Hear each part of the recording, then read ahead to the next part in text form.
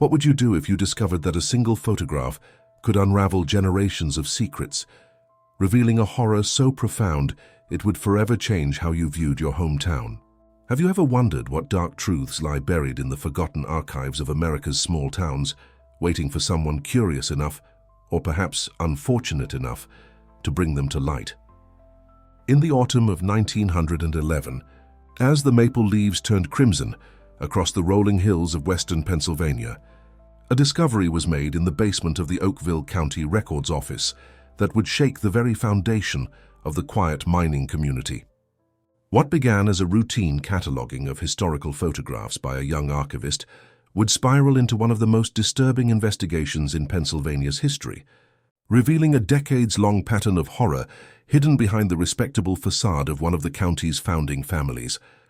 The archivist, 23-year-old Thomas Hargrove, had been hired to organize and preserve the county's photographic collection, which dated back to the earliest days of photography. A recent graduate of the University of Pennsylvania, with a keen interest in historical preservation, Hargrove approached his task with methodical precision, carefully documenting each image according to date, subject, and historical significance. It was during his third week of employment, while organizing a collection of family portraits from the 1870s through 1900s, that he first noticed something unusual about the Blackwood family photographs. "I remember that day clearly," Hargrove would later write in his personal journal, which was submitted as evidence during the subsequent investigation. It was October 7th, 1911, a Tuesday. The rain had been falling steadily since morning, drumming against the basement windows of the records office. I was alone that day, as Mrs. Chambers, the head archivist, was home with a cold. The Blackwood collection had come in a large wooden crate, donated by the estate following the death of Edmund Blackwood III that spring. At first glance, they seemed like any other family portraits of the era. Solemn faces, rigid postures, the patriarchal figure centered in each image. But as I began to arrange them chronologically, I noticed something in the children's faces that made my blood run cold. What Hargrove had observed, though he couldn't immediately articulate it, was a subtle pattern of facial similarities among the Blackwood children across 3 generations that defied normal genetic inheritance. The shape of the eyes, the distinctive set of the jaw, certain expressions.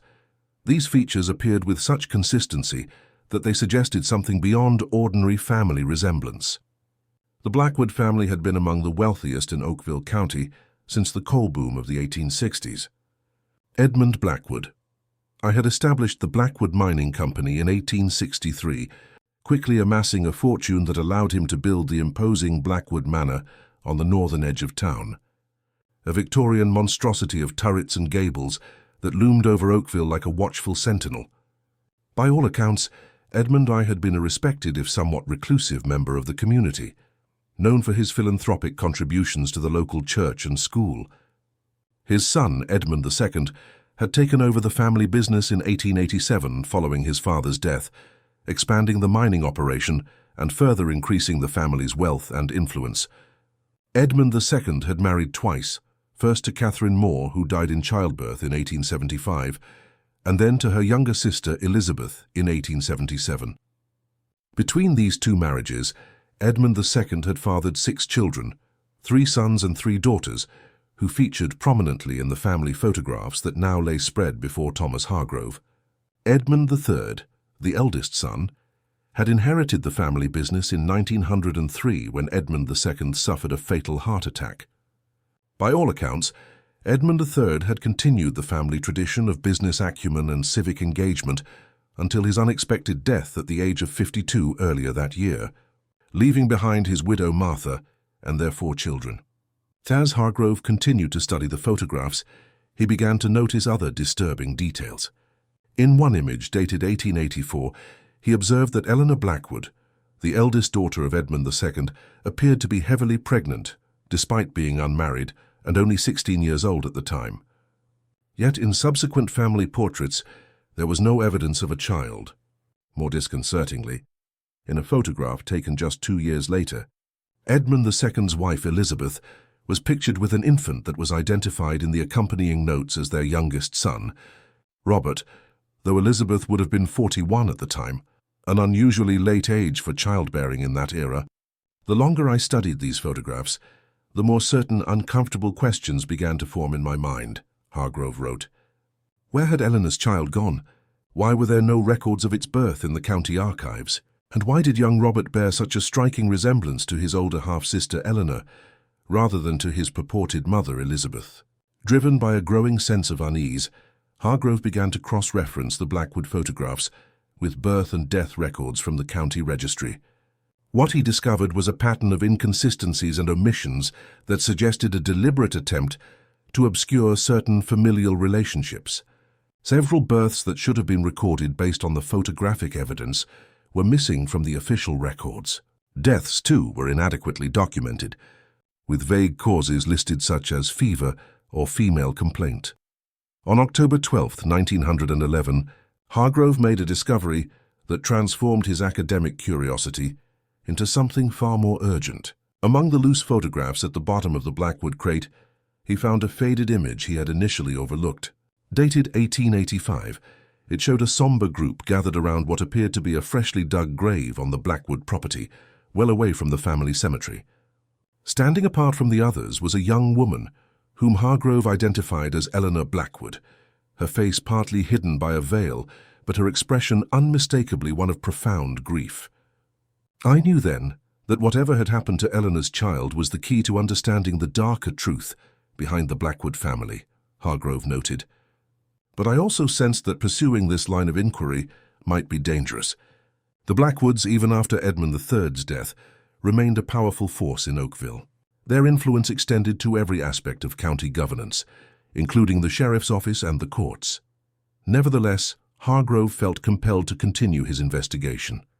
Returning to the photographs that had first triggered his suspicions, he began a meticulous analysis of the facial features of all the Blackwood children across 3 generations.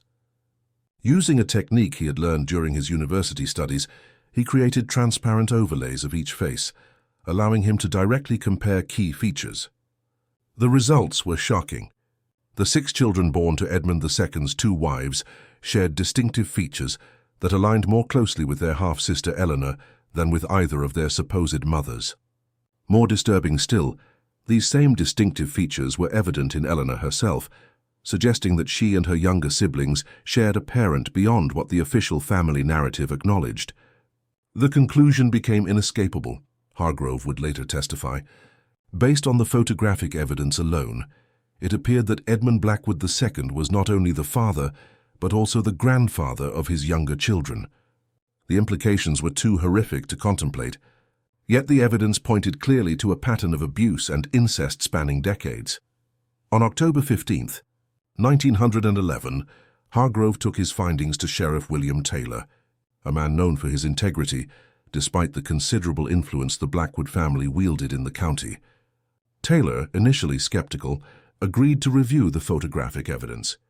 After several hours of careful examination, the sheriff's skepticism gave way to grim acknowledgement.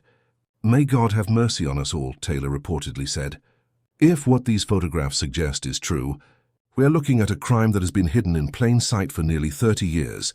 Sheriff Taylor, recognizing the sensitivity and potential explosiveness of the case, swore Hargrove to secrecy while he conducted a preliminary investigation. Over the next 2 weeks, Taylor interviewed former household staff of the Blackwood estate, focusing particularly on those who had been employed during the period when Eleanor would have been pregnant and given birth. Most were reluctant to speak, either out of lingering loyalty to the family or fear of repercussions. However, an elderly woman named Mary Sullivan, who had worked as a midwife and nurse for the Blackwood household from 1878 to 1892, finally broke the silence. Sullivan's testimony, given on October 28, 1911, provided the first eyewitness corroboration of Hargrove's suspicions. According to court records, Sullivan confirmed that Eleanor Blackwood had indeed given birth to a child in the spring of 1885, a child fathered by her own father, Edmund II. It wasn't the first time such a thing had happened in that house, Sullivan testified, nor would it be the last. The master had his ways and no one dared speak against him. When Eleanor's condition became apparent, Mrs. Blackwood took to her bed with what was described to outsiders as a nervous condition. The truth was she couldn't bear to look at her daughter, knowing what her husband had done. Sullivan went on to describe how, following a difficult labor, Eleanor had given birth to a son. The infant, contrary to what Hargrove had initially suspected, had not died but had instead been integrated into the family under false pretenses. They waited a year, Sullivan stated. Then they announced that Mrs. Elizabeth had given birth to another son. They named him Robert, but we all knew in that house that he was Eleanor's child, born of her father's sin. This revelation cast the family photographs in an even more disturbing light. Robert Blackwood, raised as the youngest son of Edmund and Elizabeth, was in fact the product of incest, both son and grandson to Edmund II, brother and son to Eleanor. But Sullivan's testimony suggested an even more horrifying pattern. According to her account, Eleanor had not been Edmund II's first victim within the family. She hinted that Catherine, Edmund II's first wife, had taken her own life not because of complications from childbirth as officially recorded, but because she had discovered that her husband had begun to show unnatural attention toward their daughter, Eleanor, who had been only 7 years old at the time. Catherine threatened to expose him, Sullivan testified. The next day she was found dead. The doctor called it a tragic maternal fever, but those of us who bathed her body knew the truth. The bruises on her neck told a different story. Following Sullivan's testimony, Sheriff Taylor obtained a warrant to search Blackwood Manor, focusing particular attention on the private quarters and any hidden spaces within the sprawling mansion. What they discovered in a sealed room adjacent to Edmund II's former bedroom confirmed their worst fears. A leather-bound journal, meticulously maintained by Edmund II from 1873 until his death in 1903, detailed with clinical detachment his systematic abuse of his daughters and, later, of the female children born of these abuses. The journal revealed that at least 6 of the children officially attributed to Edmund's 2 wives were actually born of incestuous relationships with his daughters, creating a complex web of overlapping familial relationships that had been deliberately obscured in official records. "I have created a lineage of perfect purity," Edmund II had written in one particularly disturbing entry, dated 1891. "While lesser men dilute their bloodlines with inferior stock, I have distilled and refined ours, concentrating our superior qualities through careful selection. My children are mine in ways no other father can claim." The discovery of the journal made headlines across Pennsylvania and beyond. The Blackwood Horror, as it came to be known, shocked even the most jaded observers of human depravity. The case became a catalyst for reform in child protection laws in Pennsylvania and eventually nationwide. Martha Blackwood, widow of Edmund III, claimed complete ignorance of the family's dark history, though subsequent investigation cast doubt on this assertion. She fled Oakville with her children immediately following the public revelation of the scandal, reportedly changing their name and relocating to the West Coast. The remaining Blackwood holdings were liquidated, with much of the proceeds going to establish a fund for the victims. Blackwood Manor, that imposing symbol of the family's wealth and power, stood abandoned for nearly a decade before it was finally demolished in 1920. The land repurposed as a public park, an attempt by the town to reclaim the space and transform a site of horror into one of healing. Thomas Hargrove, whose careful analysis of family photographs had brought the long-hidden crimes to light, received both acclaim for his diligence and criticism from those who felt such matters should remain private. He would go on to become a respected investigator specializing in historical crimes, his work on the Blackwood case establishing him as a pioneer in the use of photographic evidence in criminal investigations. But the ripples from the Blackwood case extended far beyond Oakville County. As news of the case spread, similar investigations were launched in other communities, revealing that the Blackwoods were not unique in their capacity to hide generations of abuse behind a facade of respectability and wealth. The most terrifying aspect of the Blackwood case, wrote criminologist Dr. James Morton in 1921, was not the depravity it revealed, but the ease with which such depravity had been concealed. It forces us to question how many other such cases remain undiscovered, how many other families harbor similarly dark secrets behind their respectable exteriors. Indeed, The question of how the Blackwoods had managed to conceal their crimes for so long became a subject of intense scrutiny. The investigation revealed a complex system of bribery, intimidation, and social manipulation that had enabled 3 generations of the family to operate with impunity. Local officials had been paid to alter or lose birth records. Doctors had been handsomely compensated for their silence. Servants who showed signs of talking had found themselves not just unemployed but blacklisted throughout the region. But perhaps most disturbing was the realization that a significant portion of Oakville's upper society had harbored suspicions about the Blackwoods for years, but had chosen to look the other way. The family's economic influence was too great, their philanthropy too essential to the town's institutions, for anyone to risk raising uncomfortable questions. "We all knew something wasn't right up at the manor," admitted Harriet Pembroke, wife of a prominent local banker, in a newspaper interview following the scandal. "The way those girls would suddenly be sent away to finishing school when they started to show, only to return months later, thin and hollow-eyed. The way Edmund would keep his daughters so close, never allowing them to court or socialize normally, but we told ourselves it wasn't our business. That's something I'll have to live with for the rest of my days." As winter descended on Oakville in 1911, bringing with it the first heavy snowfall of the season, the town found itself forever changed by the revelations of the past months. The Blackwood case had torn away the comforting illusion that evil was something foreign, something that happened elsewhere to other people. Instead, it had shown how monstrosity could exist in their very midst, could sit beside them in church pews and attend their social functions, all while perpetrating unspeakable crimes behind closed doors. For Thomas Hargrove, whose life had become inextricably linked to the case, the approach of winter brought not closure but a deepening unease. In the final entry of his journal from that year, dated December 21st, he wrote, "I dream of them sometimes, the Blackwood children with their haunted eyes. In my dreams, they stand in a perfect line, arranged by height, just as they appear in that photograph from 1894. Their faces blur and merge, the features that first drew my attention, those features that revealed their true parentage, becoming more pronounced until they all wear the same face, Edmund's face. They reach their hands toward me, not in supplication but in warning. There are others, they seem to say.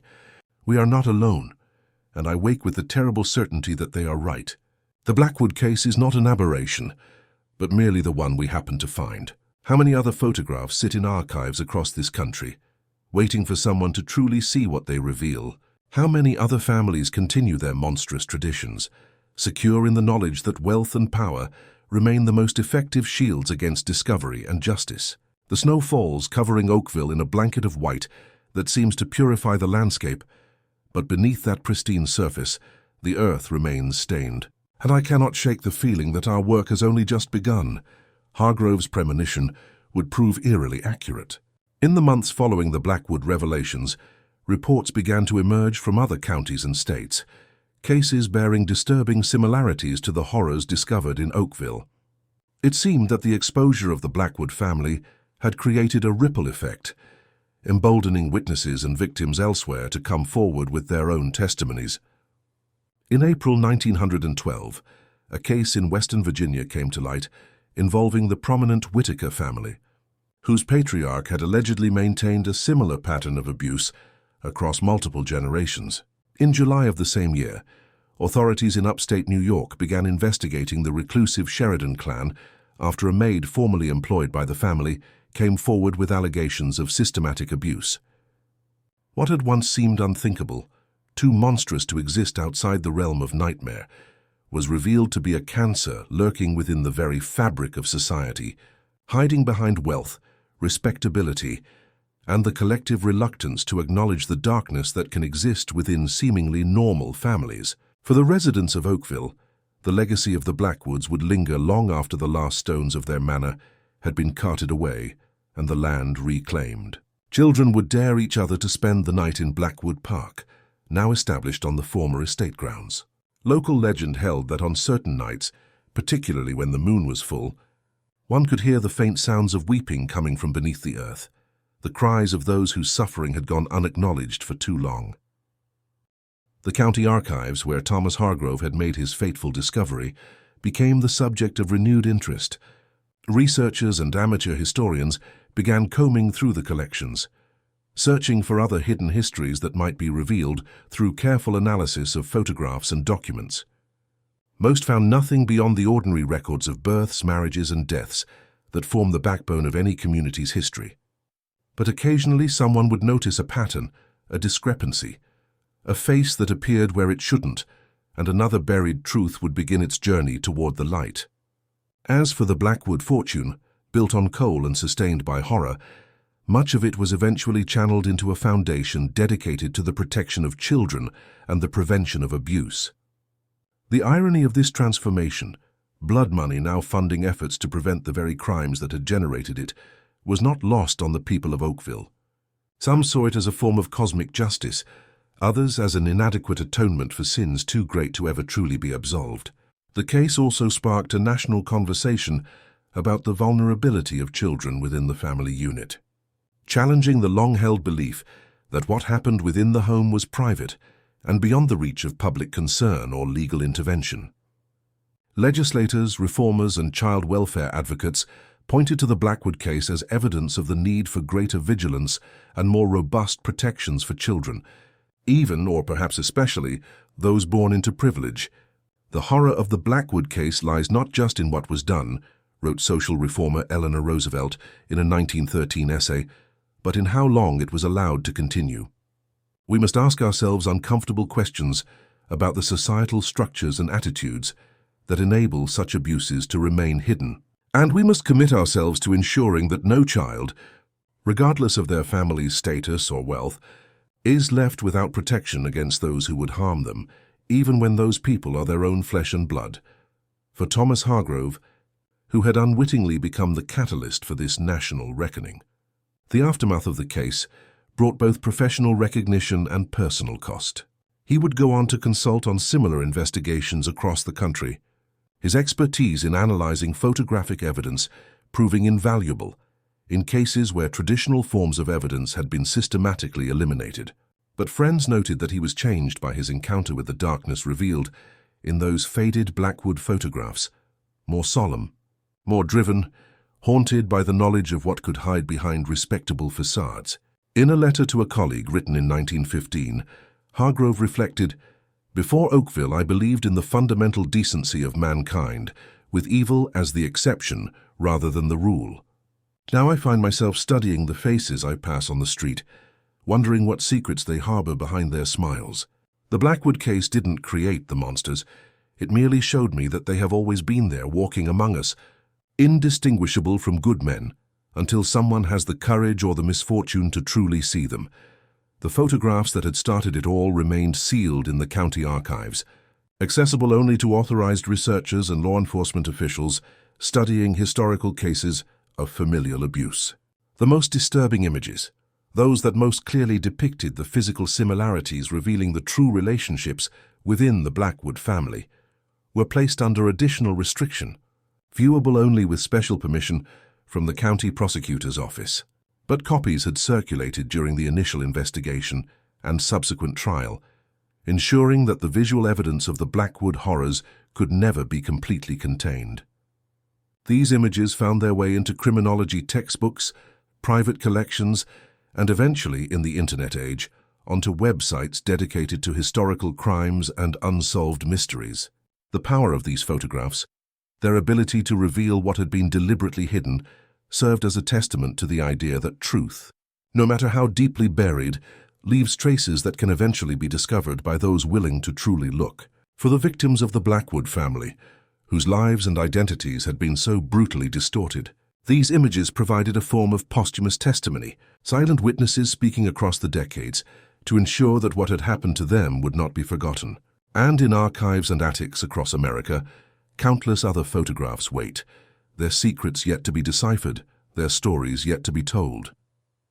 They sit in dusty boxes and forgotten albums, the faces within them staring out with eyes that have seen things they should never have had to witness, silently waiting for someone to notice the patterns, the inconsistencies, the subtle signs that point to horrors hidden just beneath the surface of historical record.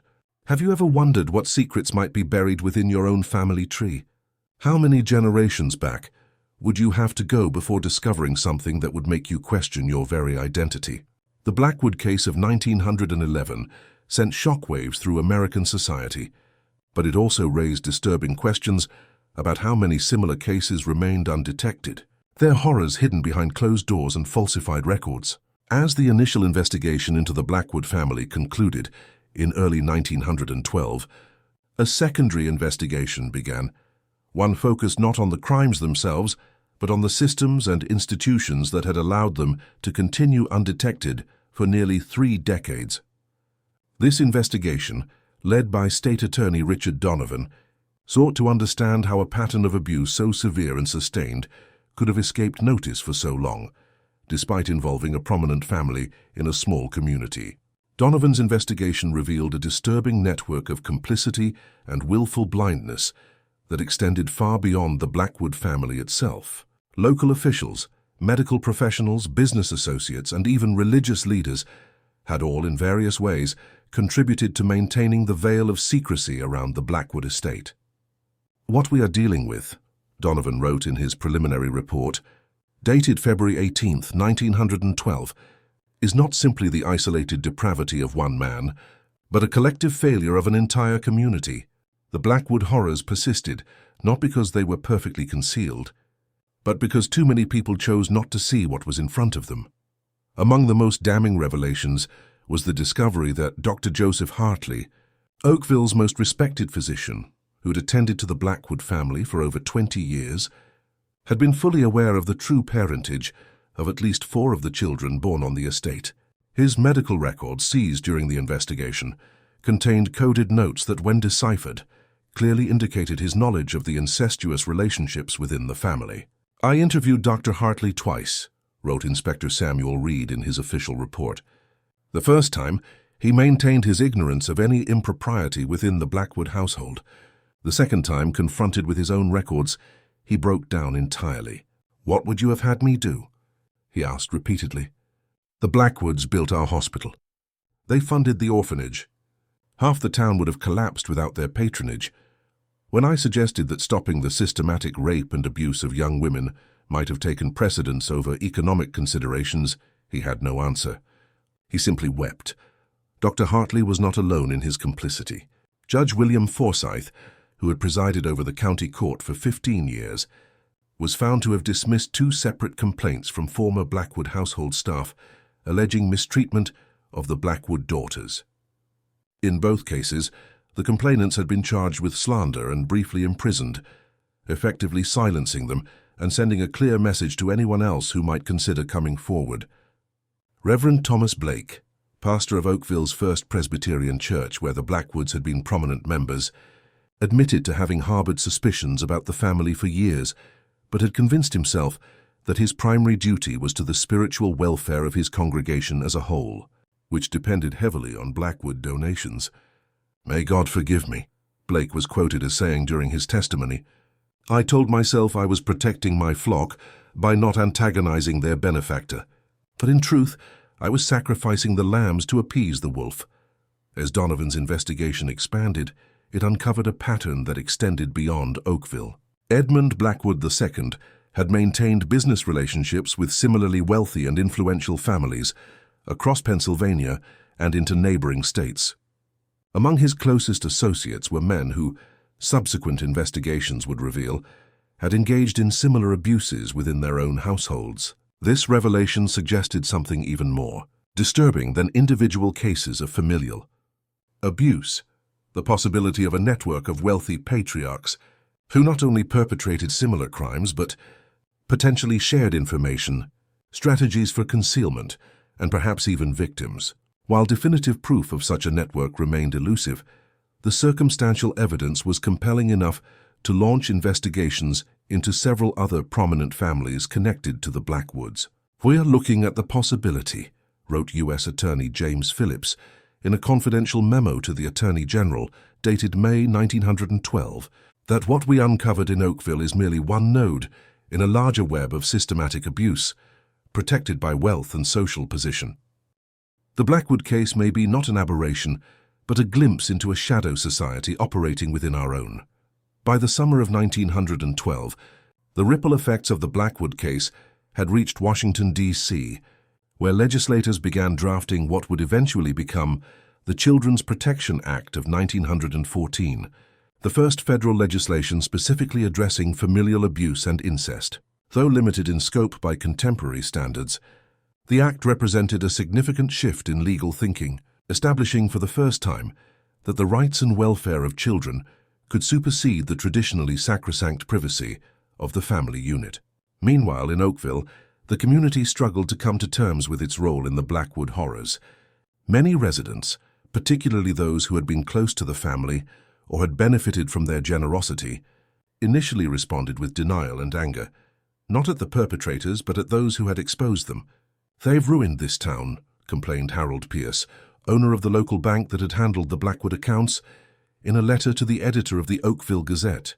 3 generations of prosperity, all undone because people couldn't mind their own business. What happened up at that house was a private family matter. Such sentiments, though troubling, were increasingly marginalized as the full extent of the abuse came to light. Public opinion shifted dramatically following the publication of From the Manor, the Testimony of Mary Sullivan, a slender volume containing the complete account of the former Blackwood nurse who had been the first to corroborate Thomas Hargrove's suspicions. Sullivan's detailed description of the suffering she had witnessed, particularly of the young women and girls who had been Edmund II's primary victims, made it impossible for even the most stubborn defenders of the family to maintain their position. "I remember Eleanor on her 17th birthday," Sullivan wrote.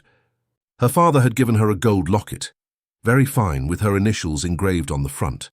Inside was a lock of her infant son's hair. The child she had been forced to pretend was her brother. She wore that locket every day, though she never dared open it in the presence of others. At night, when the house was quiet, I sometimes found her sitting alone by her window, the locket open in her palm, tears falling silently onto her hands. He's the only pure thing that's ever come from this house," she told me once, "and even he is stained by how he came to be. What do you say to a child who has had that understanding forced upon her? What comfort could possibly suffice?" Sullivan's account, combined with the evidence from Edmund II's journal and the photographic analysis that had initiated the investigation, painted a picture of horror that transcended the lurid fascination often associated with crimes of a sexual nature. The Blackwood case became a symbol not just of depravity, but of the failure of society's most basic protective mechanisms. For Thomas Hargrove, whose careful analysis of family photographs had first uncovered the truth, the aftermath of the case brought both professional recognition and personal challenges.